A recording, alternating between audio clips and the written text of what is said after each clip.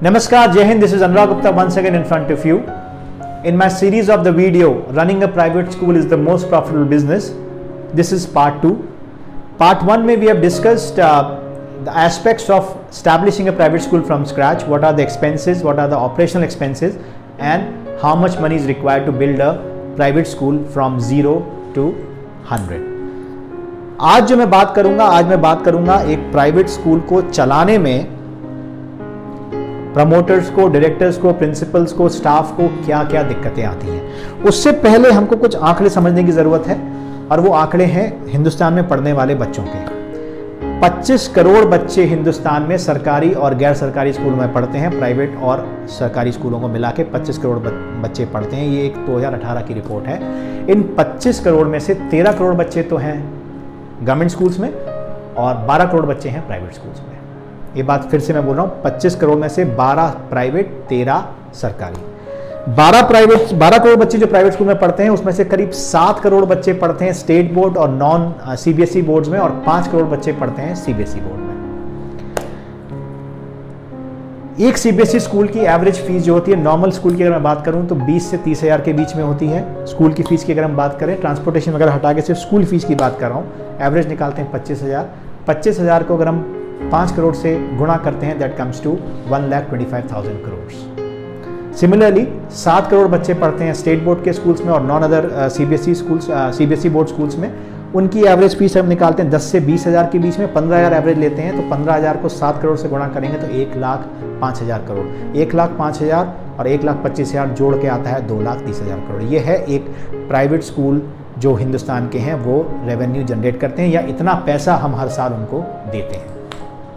अब बात आती है सरकारी स्कूलों की। सरकारी स्कूल में पढ़ने वाले बच्चे हैं 13 करोड़ और एवरेज कॉस्ट जो है, जो एक रिपोर्ट के हिसाब से टाइम्स ऑफ इंडिया की, हिंदुस्तान में जो खर्च होता है, मिनिमम बताया है 10,000 रुपये बिहार का और मैक्सिमम बताया है 60,000 रुपये हिमाचल प्रदेश का। एवरेज निकालते हैं 35,000। 35,000 को अगर हम 13 करोड़ बच्चों से गुणा करते हैं तो वो फिगर आती है 4,55,000 करोड़। 2,30,000 करोड़ आई है फिगर प्राइवेट स्कूल की, 4,55,000 करोड़ आई है फिगर सरकारी स्कूल की। और जो 4,55,000 करोड़ जो है ना, ये आपका और मेरा पैसा है, जो आप डायरेक्टली नहीं देते, आप टैक्स के रूप में देते हैं, आप जीएसटी के रूप में देते हैं, आप इनकम टैक्स के रूप में देते हैं, आप कोई भी सामान खरीदते हैं उसके टैक्स में देते हैं, आप डीजल पेट्रोल खरीदते हैं उसके टैक्स में देते हैं। वो पैसा आपका और मेरा होता है। तो सरकारी स्कूल में पढ़ने वाला बच्चा एक प्राइवेट स्कूल में पढ़ने वाले बच्चे से 2 गुना खर्च लेता है, लेकिन हमको वो दिखता नहीं है। हमको सिर्फ दिखता है कि हम प्राइवेट स्कूल में क्या दे रहे हैं। 2,30,000, 4,55,000 और 4,60,000 डबल कॉस्ट है एक सरकारी स्कूल में पढ़ने वाले बच्चे की। तो कौन लूट रहा है और कहाँ हम लूट रहे हैं, ये बात आपको सोचने की ज़रूरत है। दूसरी बात, सरकार आपके पैसे से स्कूल बनाती है। प्राइवेट स्कूल तैयार करने वाला पहला अपना पैसा इन्वेस्ट करता है, तब आपसे वो 20 से 25 या 30,000 रुपये मांगे जाते हैं। लुटाई कहाँ है? ये सारा पैसा अगर मानिए सारे प्राइवेट स्कूल्स बंद हो गए और सारे बच्चे ट्रांसफर अगर गवर्नमेंट स्कूल में हो गए, तो 25 करोड़ गवर्नमेंट स्कूल्स ले पाएंगे 25 करोड़ बच्चे? और इतना सरकार पे बजट होगा? क्योंकि वो डबल हो जाएगा। अगर हम बच्चे मानो 13 करोड़ बच्चे मानते हैं, वो डबल हो जाएगा तो 9 लाख करोड़ सरकार को खर्च करना पड़ेगा अगर हमारी तरफ से सारे प्राइवेट स्कूल बंद हो गए। क्या सरकार कर पाएगी? और सरकार अगर करती है तो क्या सड़क बनेगी? क्या एयरपोर्ट्स बनेंगे? क्या रेलवे चलेंगी? क्या डेवलपमेंट होगा? नहीं होगा। तो प्राइवेट स्कूल्स अपना एक पार्ट प्ले करते हैं इकोनॉमी में, और लुटाई कहाँ है उसका एनालिसिस मैंने आपको दे दिया। और फिर बात करता हूँ, आधा पैसा खर्च होता है सर प्राइवेट स्कूल में, उससे दुगना होता है सरकारी स्कूल में। और प्राइवेट स्कूल की जो शैक्षणिक गुणवत्ता है, excellence in education is 100 times better than a government school and you know it very well। ये तो बात हुई स्कूल की, फाइनेंसेस की। 3 मेजर दिक्कतें हैं सरकारी प्राइवेट स्कूल्स को चलाने में। वो तीनों कहाँ से आती हैं? पहली आती है समाज से, दूसरी आती है पेरेंट्स से और तीसरी आती है सरकार से। समाज से कैसे? समाज में एक धारणा बन गई है, प्राइवेट स्कूल्स हैं तो लुटेरे हैं, प्राइवेट स्कूल्स हैं तो चोर हैं, प्राइवेट स्कूल्स हैं तो शोषण करते हैं।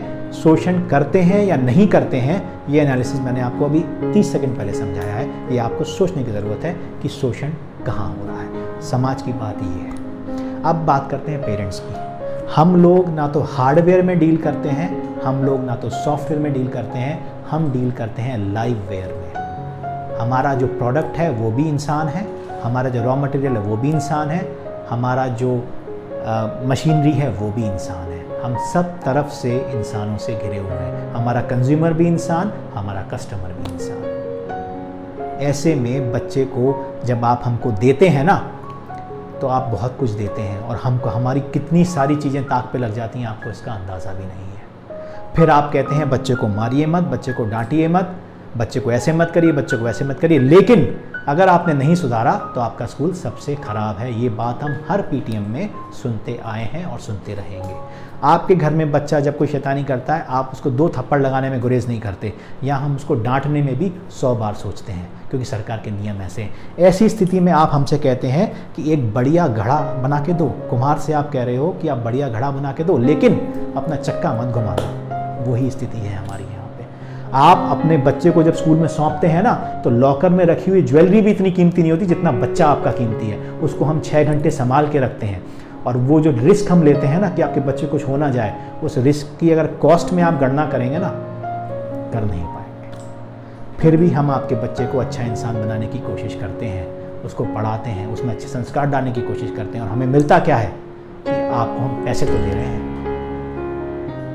पैसे तो आप कहीं भी देते होंगे, लेकिन जो कंट्रीब्यूशन स्कूल देता है आपके बच्चों के जीवन में, क्या वो कोई और दे सकता है? नहीं देता। तो एज ए पेरेंट आपकी ज़रूरत है, आपको समझने की ज़रूरत है कि स्कूल्स अपना पार्ट प्ले करते हैं, तो उसमें आपकी जिम्मेदारी कितनी होती है। जब आप अपनी जिम्मेदारी से पल्ला झाड़ लेते हैं ना, सबसे ज़्यादा दुख हमको होता है। जब आप हमको बताते हैं ना कि ऐसे पढ़ाइए बच्चों को, सबसे ज़्यादा दुख हमको होता है, क्योंकि जब हमें आपकी ज़रूरत होती है आप नहीं होते। आप आते हैं एक लास्ट पीटीएम में सारा अपना जितना भी दिमाग में गुस्सा भरा हुआ है उसको लेके हमारे सामने चिल्लाने। सबकी बात नहीं करा, अधिकतम लोग ऐसे होते हैं। फिर भी हम सुनते हैं, शांत करने की कोशिश करते हैं। तो ये रिस्क, ये मेंटल ट्रॉमा, इसकी कॉस्ट आप नहीं लगा सकते। अब मैं बात करता हूँ सरकार की। सरकार समझती है कि प्राइवेट स्कूल, क्योंकि समाज समझता है कि प्राइवेट स्कूल तो सब लुटेरे हैं, अपना खर्चा नहीं देखती सरकार, सारी बंदिशें यहाँ होती हैं। कितनी फ़ीस लेंगे, कितनी फ़ीस बढ़ाएंगे, कितने वक्त पढ़ाएंगे, कितने लोगों से पढ़ाएंगे। सिंपल सी बात करता हूँ, एनालिसिस समझिएगा। सरकार ने एक टीचर्स की मिनिमम वेजेस तय कर रखी है, लेकिन उसमें ये डिस्कशन नहीं किया कि किस स्कूल की फ़ीस 2 लाख है और किस स्कूल की फ़ीस 2000 है। किस स्कूल में 5000 बच्चे हैं, किस स्कूल में 200 बच्चे हैं। सरकार चाहती है कि वही, चाहे किसी के पास 10 लाख का रेवेन्यू जनरेट हो रहा, किसी के पास 10 करोड़ का रेवेन्यू जनरेट होता है, खर्चे बराबर ही करिए आप। क्या ये पॉसिबल है? नहीं है। दूसरी बात, इतनी जानकारी, इतना डेटा हर साल बार बार निरीक्षण के नाम पे, इंस्पेक्शंस के नाम पे हमसे लिया जाता है, भराया जाता है, इतना शोषण किया जाता है सरकारी अधिकारियों के द्वारा कि हम आपको बता नहीं सकते। फिर भी हम झेलते हैं क्योंकि स्कूल चलाना है।